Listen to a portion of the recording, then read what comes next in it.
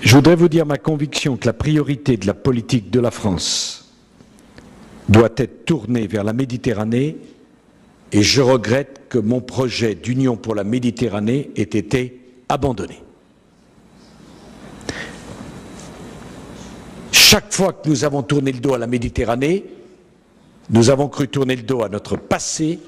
En fait, nous avons tourné le dos à notre avenir.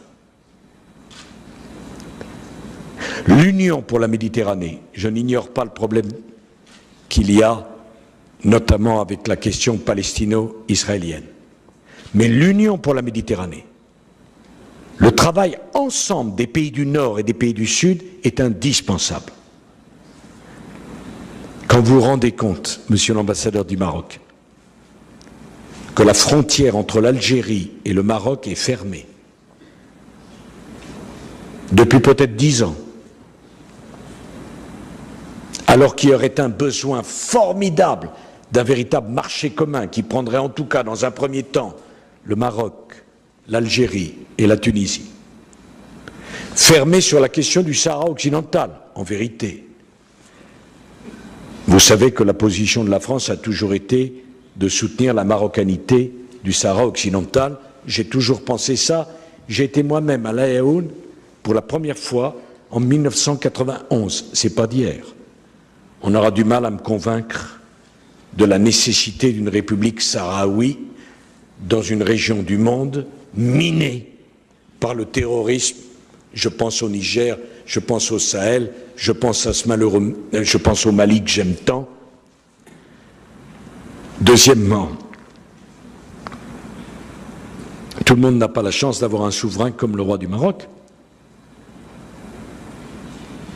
qui a modifié la constitution au moment des printemps arabes,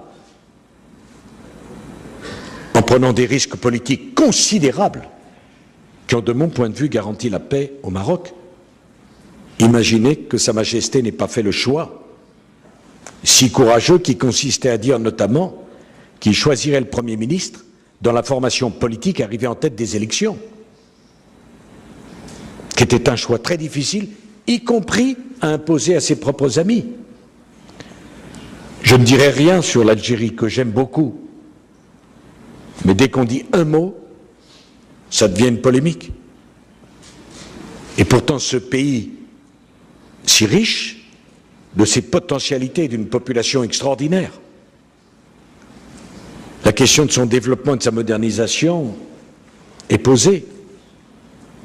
Quand j'ai été au musée du Pardo à Tunis avec Pierre Lelouch et que j'ai vu les plus belles céramiques au monde, et tout d'un coup les balles des assassins étaient résumées en quelques centimètres, la barbarie, la civilisation. Ce sont nos frères qui sont de l'autre côté de la Méditerranée, madame. Il faut les aider. Parce que leur succès sera notre paix. Leur échec sera notre drame.